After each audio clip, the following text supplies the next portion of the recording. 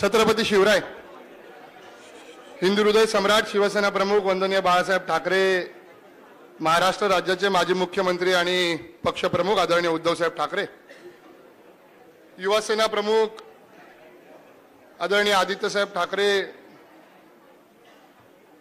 आणि आजच्या या मेळाव्याला उपस्थित असलेले, व्यासपीठावर उपस्थित असलेले, ज्यांच्या एका हाकेवरती आपण सर्वजण एवढ्या मोठ्या संख्येने उपस्थित राहिलात, ते आपले आदरणीय आमदार भास्कर जाधव साहेब, त्याचबरोबर महेशजी नाटेकर, रवी अप्पा सुर्वे, बापेदादा चव्हाण, काशीनाथजी मोहिते साहेब, त्याचबरोबर आमचे वसंतदादा उदेक, बळीरामदादा आपले शिंदे, त्याचबरोबर विलासदादा पिटले, मुळे भाऊ, प्रताप काका शिंदे, त्या ठिकाणी उपस्थित असलेल्या रुमाताई देवळेकर, वैशालीताई शिंदे, नेत्रताई ठाकूर, आमच्या वेदाताई फडके, त्याचबरोबर स्नेहाताई वरंडे, ऐश्वर्याताई घोसाळकर, चित्रकाकी खरे, पूर्वीताई निमुणकर, मुळे काकी, व्यासपीठावर उपस्थित असलेले सर्वच प्रमुख पदाधिकारी आणि मोठ्या संख्येने त्या मेळाव्यासाठी उपस्थित असलेल्या बांधवांनो, भगिनींनो आणि पत्रकार मित्रांनो, खरं तर हा मेळावा हा जवळपास एक आठवडाभरापूर्वी जेव्हा राज्याचं अधिवेशन सुरू होतं त्यावेळेस खऱ्या अर्थाने हा मेळावा करण्याचं आमचं ठरलं होतं, आम्ही योजलं होतं. परंतु साहेब या ठिकाणी इथं नव्हते आणि मग साहेब इथं आल्यानंतर त्याला अधिक आम्ही जलद गतीने या कार्यक्रमाची आखणी आम्ही सर्व प्रमुख मंडळीने बसून या ठिकाणी केली आणि त्याची चर्चा देखील ही खूप दिवसापूर्वीच या आपल्या दोन्ही मतदारसंघामध्ये आपण आपले प्रमुख सहकार्यांना आपण कळवलं होतं. परंतु कालपासून या मेळाव्याची चर्चा थोडी जरा जास्तच आपल्या भागामध्ये, त्याचबरोबर संपूर्ण महाराष्ट्रामध्ये ही सुरू झालेली आहे आणि म्हणून सर्वजण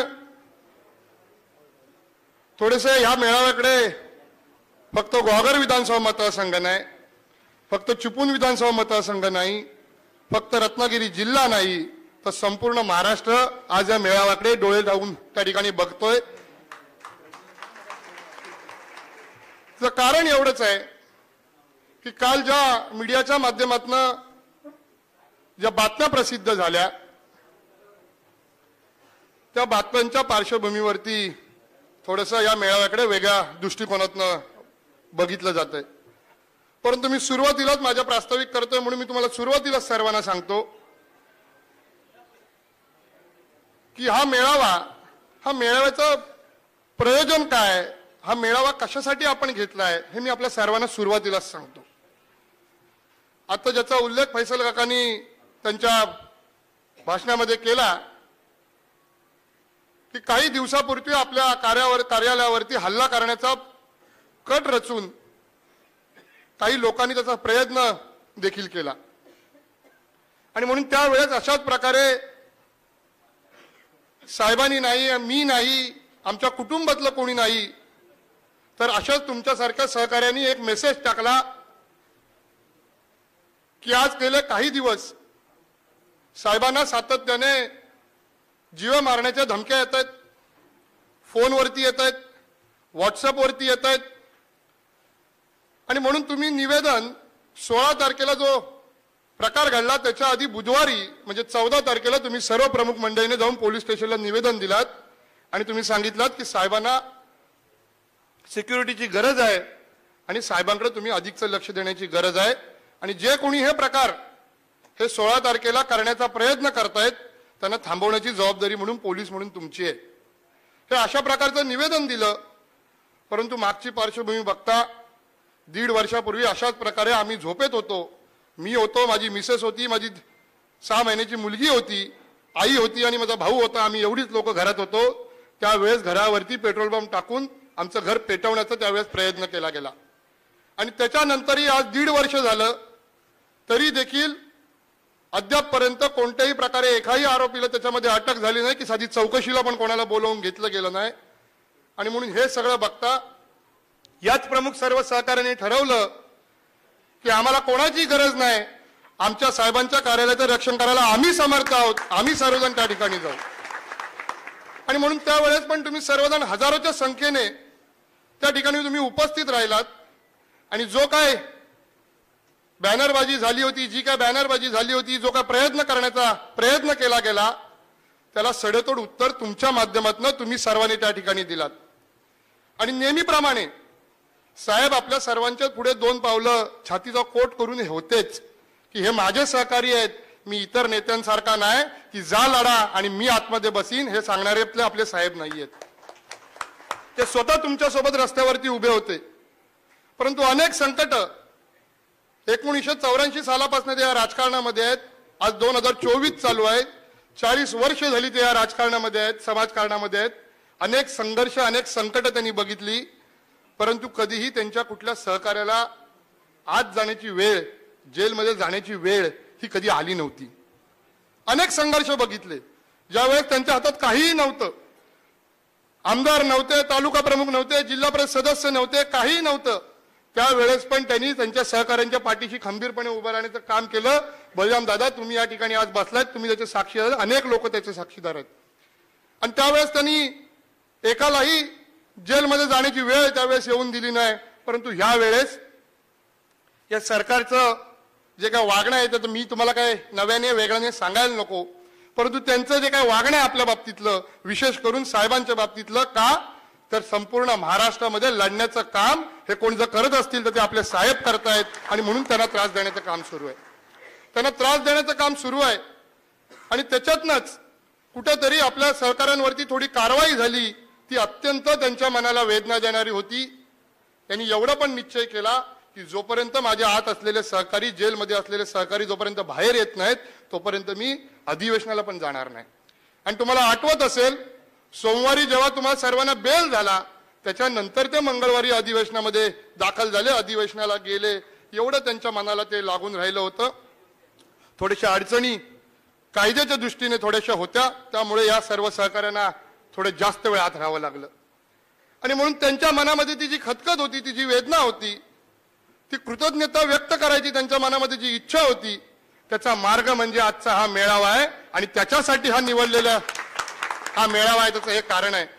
आणि म्हणून त्यांनी ठरवलं, विक्रांत आपण एक काम करूया, सर्व प्रमुख लोकांना बोलव, आपण हा मेळावा करू आणि या मेळाव्याच्या निमित्ताने काय जे काय मनामध्ये असेल ते एकमेकाला सांगू आणि 2 घास आनंदाचे खाऊ आणि आपापल्या घरी आनंदाने जाऊ, अशा प्रकारचा त्यांनी त्या ठिकाणी निर्धार केला.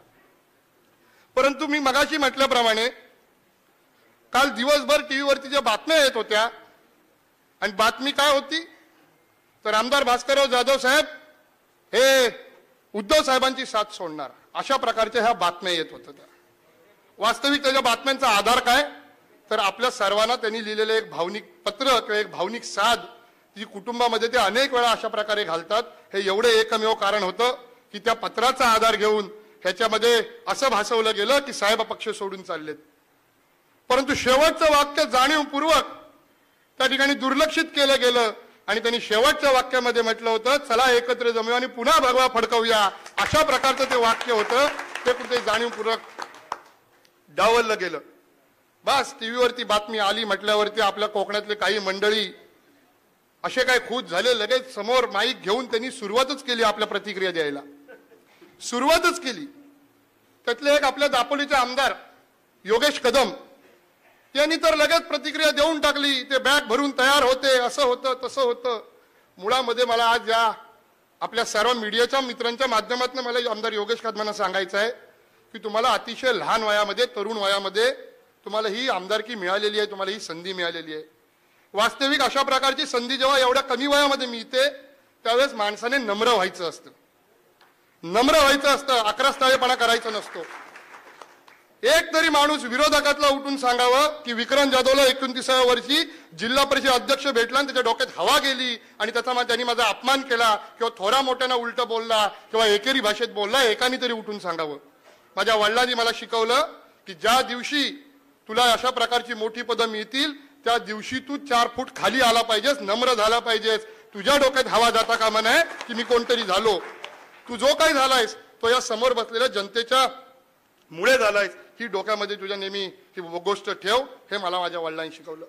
परंतु काल त्यांनी मागच्या वेळेस एकदा ते बोलले होते, त्यावेळेस मी लोट्याच्या सभेत सांगितलं होतं काय सांगायचं ते, परंतु पुन्हा ते काल त्या ठिकाणी पुन्हा बोलले. फार त्यांना काय उत्तर देण्याची आपल्याला गरज नाही, परंतु उत्तर का द्यावं तेवढंच सांगतो की असं जर का कोणी सातत्याने बोलत असेल तर ते खोटं पण आपल्याला खरं वाटायला लागतं. आणि म्हणून फक्त एवढंच उत्तर देतो की योगेश कदम,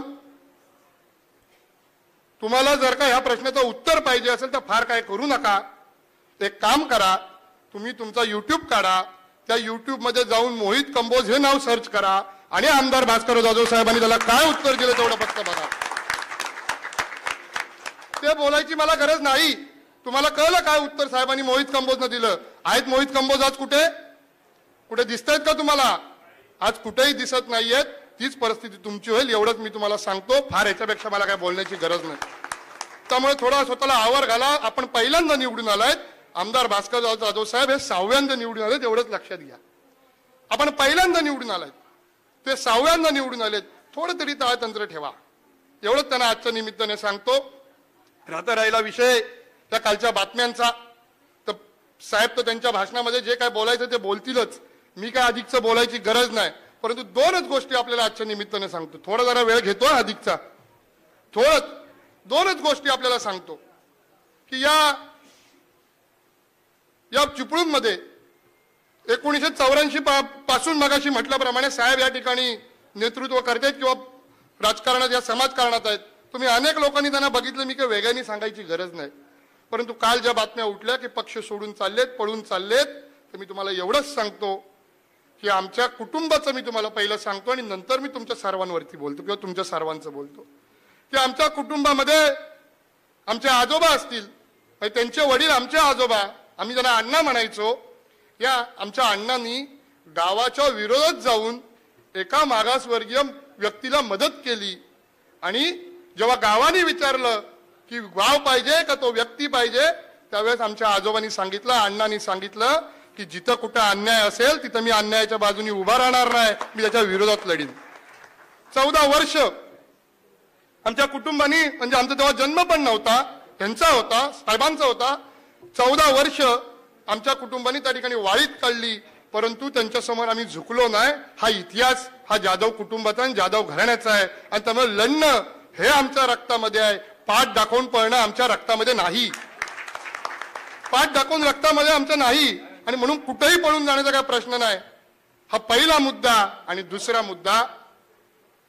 मुद्दा 1984 साली ते राजकारणात आले. आज 2024 40 वर्ष ते राजकारणात आहेत. त्या दिवशी जेव्हा असा प्रसंग 16 फेब्रुवारीला आपल्या ऑफिसच्या समोर झाला, त्यावेळेस मी हैराण झालो, मुलगा म्हणून हैराण झालो. मी बघत राहिलो की अशी अनेक जुनी जाणती लोक ज्यांनी राजकारण सोडलेलं आहे, जे आज राजकारणामध्ये नाही आहेत, ज्यांना आज राजकारणातून काहीही नको आहे, त्यांच्या मुलाबाळांसाठी देखील काहीही नको आहे, त्यांना जिल्हा परिषद नको आहे, पंचायत समिती नको आहे, ग्रामपंचायत नको आहे, कोणतं पद नको आहे, तालुका प्रमुख नको, काहीही नको. ह्या लोकांना काहीही नको आहे. ही अशी जुनी जाणती लोक जी अनेक आता पण मला या ठिकाणी त्या दिवशीची दिसत आहेत, ज्यांना साधं काही लोकांना त्यातल्या चालता येत नव्हतं. कोणाचा तरी हात धरून कुठली तरी काठी टेकत काही लोक आली होती, काही लोक काठी टेकत आली होती. मी आश्चर्यचकित झालो, ही एवढी लोक बाहेर पडली तरी कुठनं, ती मंडळी तर होतीच होती. परंतु त्याचबरोबर अनेक गरम रक्ताचे तरुण, सळसळत्या रक्ताचे तरुण शिवसैनिक, कोण 25 वर्षाचा असेल, कोण 30 वर्षाचा असेल, हे मोठ्या प्रमाणामध्ये त्यावेळेस साहेबांच्या खांद्याला खांदा लावून रस्त्यावरती उतरले होते. मी अनेक वेळा अनेक भाषणांमधनं माझ्या सांगितलंय की पैसे कमवायची मला अजिबात चिंता नाही, मला पैसे कमवायचे नाहीत. फार काय मला भरपूर काय घेऊन जायचं, भरपूर काय कमवायचं अशातला भाग नाहीये. मला भरपूर पैसे कमवून काहीतरी करायचं अशातलाही काही भाग नाहीये. आणि मला भरपूर लोकही कमवायचे अशातला काही भाग नाही. तुम्हाला वाटेल हा असं का बोलतोय, मला भरपूर लोक पण कमवायचे अशातला भाग नाही. कारण की आजकाल पैसे देऊन लोक कशी सभेला आणली जातात हे तुम्ही बघता. परंतु मला आयुष्यात जर का काय कमवायचं असेल तर माझ्या वडिलांनी 40 वर्ष तुमच्यासारखं सर्वसामान्यांचं प्रेम कमवलं, ते मला कमवायचं. मला दुसरं काही कमवायचं नाही आयुष्यामध्ये. ते जे प्रेम त्यांनी कमवलं ते प्रेम मला कमवायचं आहे. पैसे काय मी कमवीन, ते येतील जातील.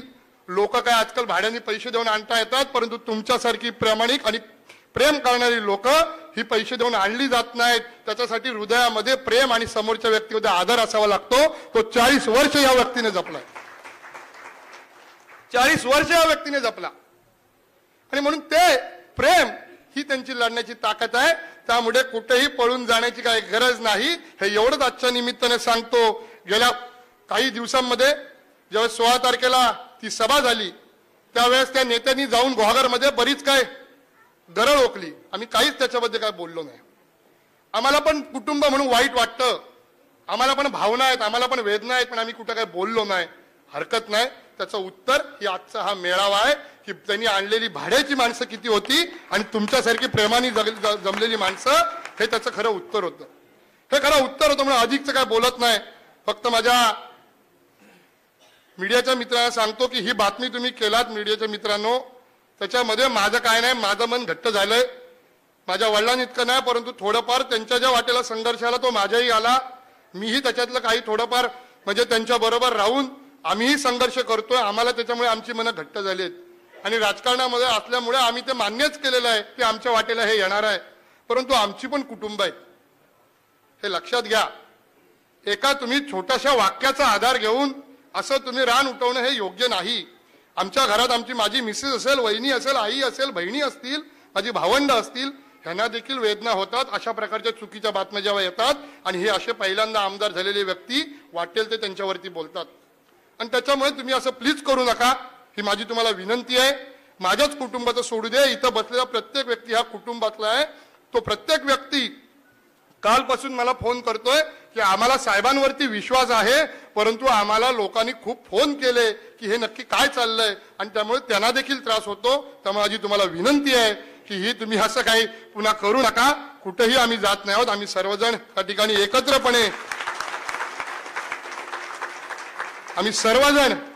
एकत्रपणे लढण्याचा निर्धार करण्यासाठी म्हणून आम्ही सर्वजण या ठिकाणी एकत्र आलो, एवढं फक्त लक्षात ठेवा. आणि येणाऱ्या काळामध्ये ही अशा प्रकारे ही जी मंडळी इथे जमली आहे, ही येणाऱ्या काळामध्ये जे कोणी मतदारसंघामध्ये सभा घेते, मी मागच्या वेळेस पण सांगितलं होतं, कोणाला जितक्या काही सभा घ्यायच्या तितक्या घ्या, परंतु भास्करराव जाधव साहेब एवढे हलके नाहीत की त्यांना कोणीतरी धक्का लावेल ते पडतील. भल्या भल्याने त्यांनी धक्का लावून पाडलेलं एवढं लक्षात ठेवा, एवढं लक्षात ठेवा. आणि त्यामुळे आता आपल्याला एक जबाबदारी घ्यायला लागेल की कोणीतरी लोटत सभा घेतो, कोणीतरी आपल्याकडे तहीच सभा घेतो आणि वाटेल ते साहेबांवरती बोललं जातं. अरे हे कशाला? जेव्हा खालचा कार्यकर्ता म्हणजे त्यांचा एखादा तालुका अध्यक्ष असेल नाही तर जिल्हा कोणतरी सरचिटणीस कोण असेल ते जेव्हा बोलतात तेव्हा आपण का गप्प बसतो? कशा करता आपण गप्प बसतो? आपण त्याच्यामध्ये उत्तर दिलं पाहिजे त्यांना सडेतोडपणे. मागच्या वेळेस मुळे भाऊ तुम्ही असाल, तुम्ही आमच्या महेश तुम्ही असाल, त्या सर्वांनी एकदाच खणखणीत उत्तर दिलं होतं. तेव्हा त्यांची टिवटिव जरा बंद झाली होती गोगरमध्ये. त्यामुळे तुम्ही सर्वांनी ही जबाबदारी घेतली पाहिजे आणि आज साहेबांना सांगितलं पाहिजे की साहेब काही जरी झालं तरी तुमचं कडं बनून आम्ही तुमच्या सोबत उभे राहू, हे आपण त्यांना सांगितलं पाहिजे. आणि हे सांगण्याकरता म्हणून तुम्हाला त्या ठिकाणी सर्वांना बोलवलं. आणि अशीच तुम्हाला या ठिकाणी आव्हान करतो की येणाऱ्या काळामध्ये जेव्हा कधी वेळ पडेल, साहेब मुंबईला असतील, कुठेही असतील, मागच्या वेळेस पण सांगितलं, पुन्हा सांगतो, विशेष करून माझ्या सर्व तरुण सहकार्यांना सांगतो की जिथं कुठं वेळ पडेल, मी पण भास्कररावांचाच मुलगा आहे, छातीचा कोट करून तुमच्या पुढे 2 पावलं उभा राहील, पण ती तुम्हाला कुठेही वाऱ्यावर सोडणार नाही. हा विश्वास आजच्या निमित्ताने आपण सर्वांनी देऊया, एवढंच आपल्याला विनंती करतो. आपल्या सर्वांची रजा घेतो. जय हिंद, जय महाराष्ट्र. महाराष्ट्रामध्ये एक बाजूला सत्तेच्या उद्दामपणामुळे तरुणांमध्ये, तरुण नेत्यांमध्ये आलेला बेफामपणा आणि दुसऱ्या बाजूला हे भास्कररावांचे संस्कार. विक्रांत दादा खरोखर छान बोललास. आमच्या शेठच्या डोळ्यात पाणी आलं. मगाशीच बोललो, आपले शेठ भावनिक आहेत. कितीही आक्रमक असले तरी त्यांच्या हृदयातला ओलावा वारंवार आपण सर्वांनी अनुभवलेला आहे. पुन्हा एकदा टाळ्यांच्या कडकडात या बाप बेटांसाठी आपण जय जयकार करूया. भास्कर शेठ जाधवांचा, विक्रांत दादा आगे बढ़ो.